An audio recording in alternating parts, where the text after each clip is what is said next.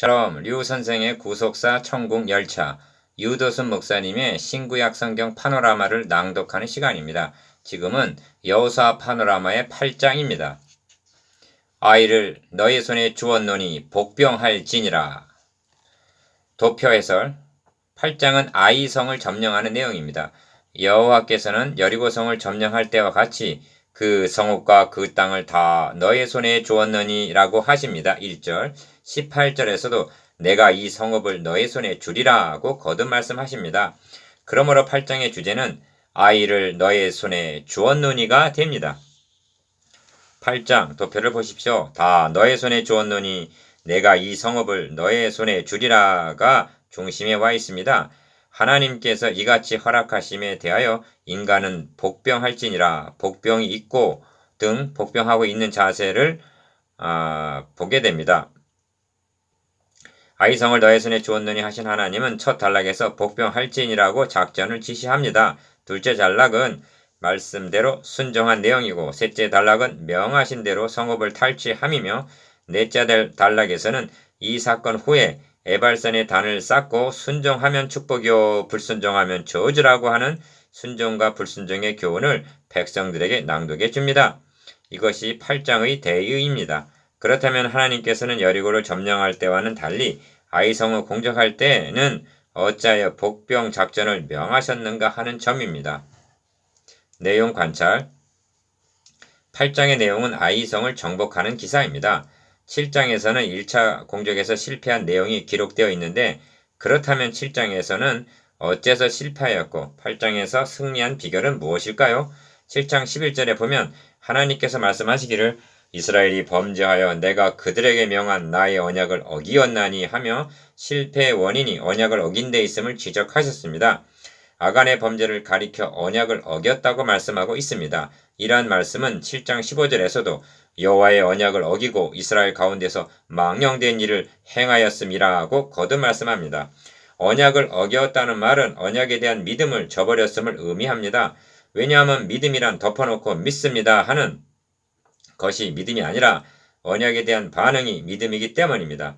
그렇다면 8장에서 승리할 수 있었던 비결은 다름 아닌 믿음을 회복한 데 있었다는 결론에 이르게 됩니다.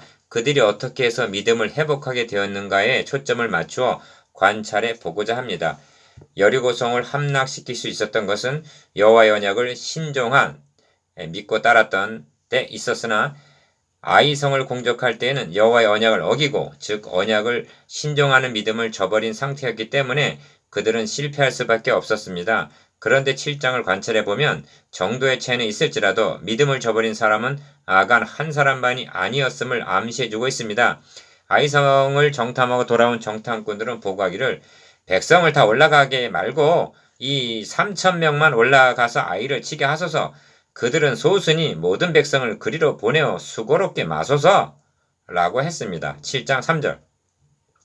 이 얼마나 믿음을 저버린 말입니까? 여리고성을 함락시킬 수 있었던 것이 그들이 다수였기 때문이란 말인가? 이 보고에는 중요한 결함이 있습니다. 하나님이 빠져있고 배제되어 있다는 사실입니다. 1세대들이 실패한 가데스 바네아에서의 10명의 정탐꾼의 보고에서도 하나님이 빠져 있었습니다. 하나님 중심에서 이탈하게 되면 인간 중심이 되고 그 결과는 자만과 자고와 교만으로 이어지기 마련입니다. 아멘. 그들의 보고에는 여리고를 정복했다는 자만과 자고와 교만이 엿보입니다. 여리고성이 어떻게 해서 무너졌습니까? 이것이 자신들의 인간의 공로였습니다. 인간은 손 하나 대지 않고 오직 하나님의 말씀에 대한 믿음으로 정복할 수가 있었던 것입니다. 그러나 정탐꾼들의 보고에서는 이를 망각하고 자신들의 능력으로 점령한 양 이 3,000명만 올라가서 아이를 치게 하소서. 그들은 소순이 모든 백성을 그리로 보내어 수고롭게 마소서 하고 자고하는 자세가 엿보입니다. 그들은 하나님께 대한 믿음, 신뢰를 저버리고 있었습니다. 뿐만 아니라 여호수아 자신도 깜빡 우둔해짐을 봅니다. 왜냐하면 정탐꾼들의 말이 하나님 중심인 신본주의에서 얼마나 이탈한 말인가를 분별하지 못하고 이에 동의하고 있기 때문입니다. 다음 장에서 유사한 실수를 범하는 것을 보게 됩니다. 희위 사람들의 말만 듣고 어떻게 할 것을 여호와께 묻지 아니하고 결정을 내림으로 9장 4절 중요한 실수를 범하게 됩니다. 아이성을 공격함에 있어서도 여호와수아는 정탐꾼의 말만 듣고 어떻게 할 것을 여호와께 묻지 않고 자신도 올라가지 않고 소수의 무리만을 올려 보냈습니다. 이는 오만이어 불신앙적인 태도였습니다. 여리고를 정복했다는 승리감과 여호수아의 명성이 온 땅에 퍼지니라 6장 27절라고 한 명예심에 도취되어 있었을 법도 합니다. 하나님은 이를 교정하셔야만 했습니다. 이러한 배경에서 하나님은 이스라엘에게 복병할지니라고 명하고 계시는 것입니다. 이는 하나님께서 명하셨음을 유념해야만 합니다. 복병 작전은 일종의 기만 전술입니다. 통상적으로 약자가 강자를 공격할 때 시도하는 병법입니다. 군사를 매복시켜 놓고 거짓 패하는 척하고 적을 유인해낸 후에 뒤통수를 치는 전술입니다. 그렇다고 복병 작전이 잘못이라는 말은 절대로 아닙니다. 영적 전쟁을 수행함에 있어서 사탄은 괴계에 능한 자이기 때문에 때로는 복병 작전과 같은 지혜가 필요합니다. 그것을 인정한다 하여도 여리고성을 점령할 때 친히 명하신 작전과는 너무나 상반된 작전이기 때문에 이렇게 하신 의도가 무엇일까 생각에 잠기지 아니할 수가 없습니다.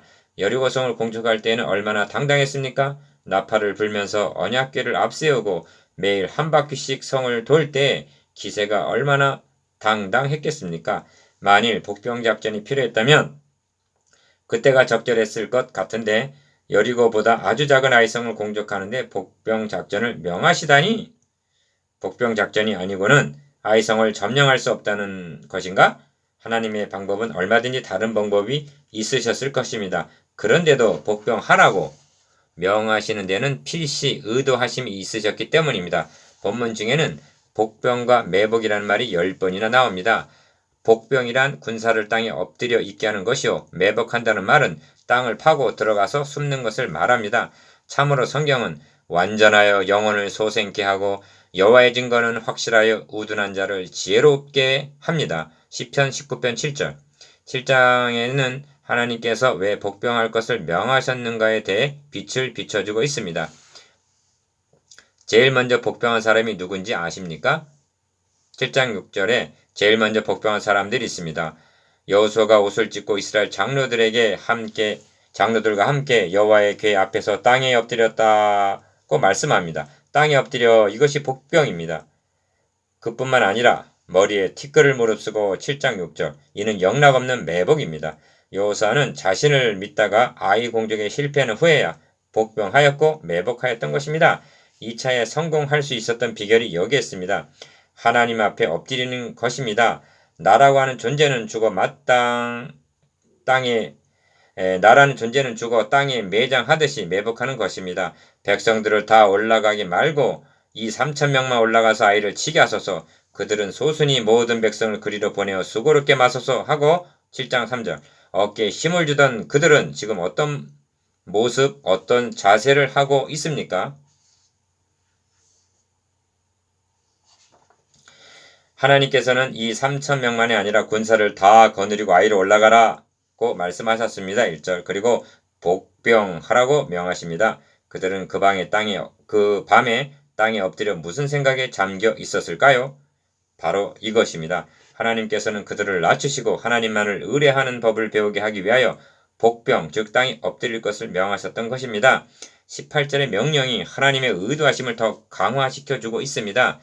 1차 때에는 올라가지도 아니하였던 여호수아에게 너의 손에 잡은 단창을 들어 아이를 가리키라고 명하십니다. 이 명령에 순종하여 아이 거민을 진멸하기까지 여호수아가 단창을 잡아든 손을 거두지 아니하였다고 성경은 말씀합니다. 26절 여호수아의 손이나 단창에 어떤 초능력이 있었던 것이 아닙니다. 이것은 하나님만을 의뢰한다는 믿음의 자세였습니다.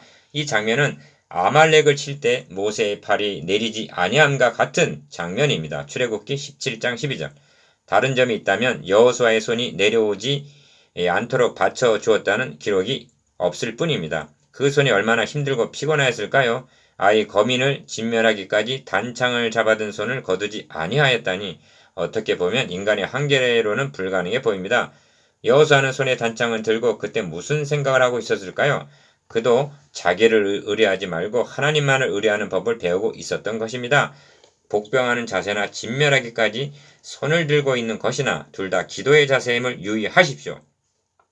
전에는 자기 힘을 믿었으나 지금은 하나님만 의지하고 있는 것입니다. 이제 돌이켜 생각해 보십시다.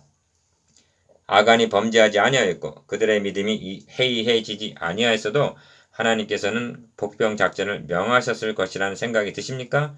이 일 후로는 가나안을 다 정복하도록 하나님께서는 두 번 다시 복병 작전을 명하시지 아니하셨습니다.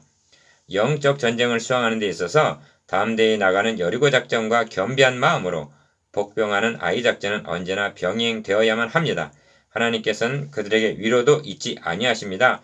오직 거기서 탈취한 물건과 가축은 스스로 취하라는 말씀이 그것입니다. 2절.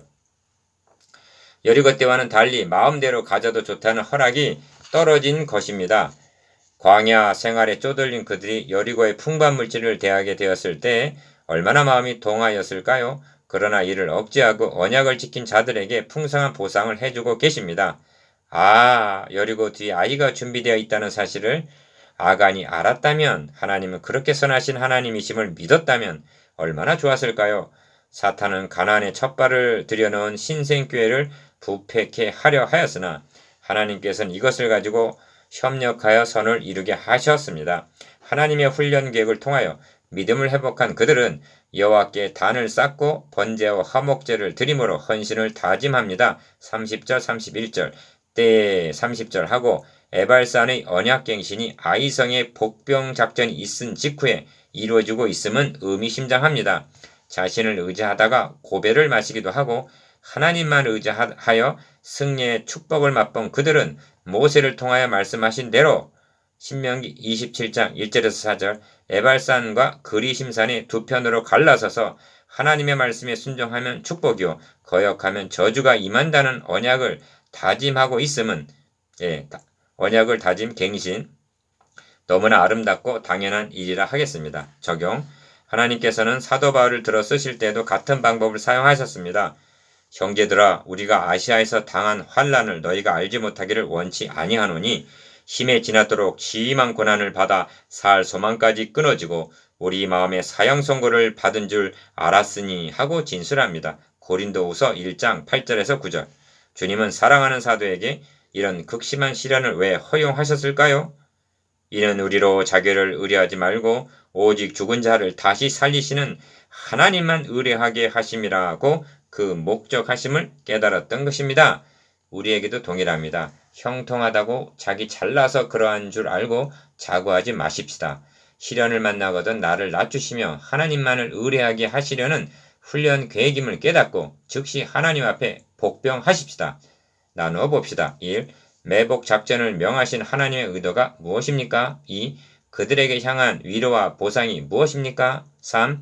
승리 후에 이스라엘은 어떻게 하였습니까? 30절에서 35절. 암송. 너는 성 뒤에 복병할지니라. 2절.